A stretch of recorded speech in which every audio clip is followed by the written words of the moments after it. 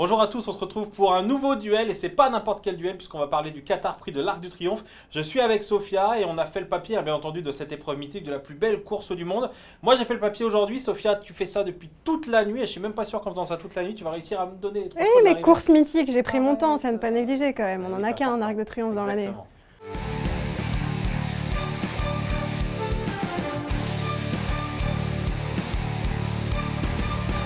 20 partants au départ de cette épreuve et avec Sophia on est quand même parvenu à tomber d'accord sur le gagnant, le futur lauréat de cette épreuve. Et là où on n'est pas fou, c'est que les bookmakers sont d'accord avec nous. C'est Luxembourg qui selon nous va remporter cette course. Luxembourg il reste sur une magnifique victoire dans les Irish Champions Stakes à Leopardstown. Ce jour là il battait notamment Vadeni ou encore Honesto. C'est un cheval impressionnant qui ne sera pas dérangé à mon sens par les 2400 mètres du parcours ni par la piste un petit peu exigeante, mais pas qu'un petit peu d'ailleurs, très exigeante qui s'annonce ce week-end, ce dimanche à Longchamp. Je crois que c'est un cheval tout simplement impressionnant. Ce Luxembourg, il est indoublable. Je l'adore. Je crois qu'il va gagner. Je suis entièrement d'accord avec toi. Un vrai champion. Voilà, je pense qu'il est entièrement déclassé dans cette course. Déclassé, t'emballes pas. Oh, oh, oh, oh.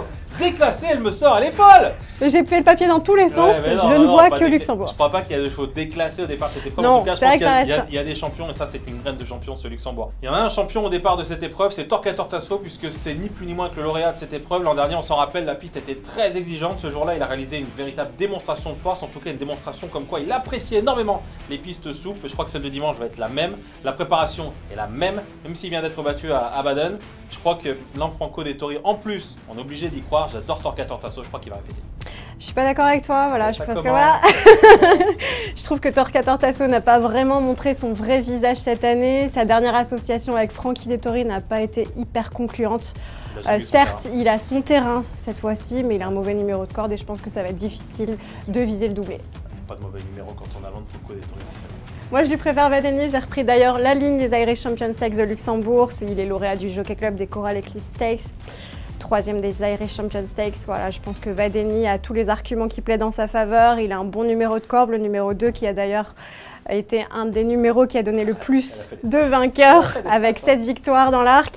Je pense que le seul point d'interrogation sera la distance et le terrain qu'il abordera pour la première fois, mais j'y crois. Moi j'ai l'impression qu'ils vont un petit peu sur cette course par défaut, c'est presque bizarre de dire ça, mais Vadeni n'était pas programmé pour courir l'Arc de Triomphe. Jean-Claude Rouget a toujours dit qu'Alakim, qui va participer à cette épreuve, était presque son préféré et presque meilleur que Vadeni. Et Vadeni il a eu des gros combats, il a participé à des belles épreuves, il a gagné des groupes 1, c'est un vrai champion, je suis d'accord avec toi. Mais il y a plusieurs petits trucs qui me laissent penser que ça va être compliqué, notamment le terrain, le fait qu'il tire un petit peu la langue parfois par rapport à certains concurrents qui sont sur la montante. T'acquiesces, mais tu l'as quand même mis dans ton jeu. J'acquiesce, mais il a quand même couru dans des courses hyper sélectives outre-Manche. Et je pense que ça l'a endurci. Il peut être 4-5, ça serait déjà très bien, je pense. L'an dernier, il y a eu une grosse surprise à l'arrivée de cette épreuve, c'était Torquator Tasso, j'en ai parlé un petit peu plus tôt, d'ailleurs je crois qu'il peut répéter, vous l'avez compris. Cette année, la surprise, tu sais comment elle s'appelle, Sophia, la surprise? Elle s'appelle Mandocino. Avec René Pichoulet qui a gagné l'an dernier. Mandocino, c'est un fils d'Alderflouk, donc il apprécie les pistes très exigeantes. Il a un bon numéro dans les stades de départ et il a battu Torquator Tasso à Baden. Alors, la course de Baden, il ne faut pas véritablement en tenir compte, sauf pour les amateurs de statistiques que tu es, puisque le dernier lauréat était un lauréat du Grand Prix de Baden-Baden. Cette fois, le Grand Prix de Baden-Baden a été remporté par Mandocino. Je crois que sur une piste très souple, très exigeante, avec René Pichoulet qui adore cette épreuve, puisqu'il l'a remporté l'année dernière, je crois que Mandocino peut aller très très loin. Un cheval, on n'a pas vu toutes ses limites, un cheval qui a de la fraîcheur et je crois que là aussi c'est potentiellement, peut-être pas le lauréat, mais potentiellement la très grosse cote à l'arrivée.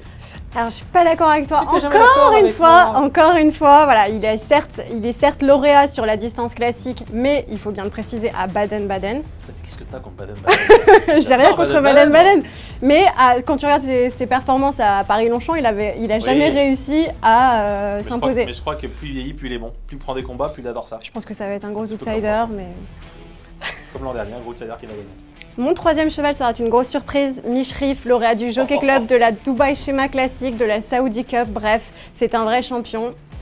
Ça se voit que t'as pas dormi de la nuit pour sortir Mishrif comme ça, j'avais même pas qu'il courait encore. La dernière fois que il a devancé. Je faisais 20 kilos de moins, et puis dernièrement dans les King George, ça s'est quand même pas super bien passé pour Mishrif. Il a quand même devancé Broome et Vestover. Broome et Vestover, quelle chance ils ont. Enfin, peut-être Vestover, je l'adore. Moi aussi, je l'ai écarté à tort, Vestover. Broome, c'est le dernier de la course. Je pense que Mishrif, voilà, pour la dernière course de sa carrière, il peut quand même bien faire et sortir par la grande porte. Si vous commencez à écouter Sophia et vous jouez Mishrif, il faut tout arrêter. Grosse cote à l'arrivée, grosse cote à l'arrivée. Mais Mishrif, il a aucune espèce de chance. qu'il faut retenir de ce duel, c'est que Sofia perd complètement la tête, mais aussi que Luxembourg est certainement un très bon favori dans ce Qatar Prix de l'Arc On de est assez Triomphe. raccord sur ça. Ouais, c'est un super cheval et je pense que la cote peut être intéressante en plus, puisqu'avec 20 partants, on peut espérer à une cote aux alentours de 4 €, même à la gagne, ça vaut le coup. Et pour les couplets, choisissez mes jeux, c'est un conseil. Après, tu me charries, mais quand on regarde toutes les arrivées d'Arc, il y a quand même des grosses surprises à l'arrivée. Torquator Tasso était quand même la grosse note l'année dernière et la grosse surprise. Donc je pense que voilà, avec mes jeux, au moins on peut espérer quelque chose. T'emballes pas. La seule vérité aussi, c'est que le départ de la course est à 16h05 sur l'antenne d'Equidia et à Paris-Longchamp pour ceux qui peuvent s'y rendre. Du grand spectacle en perspective.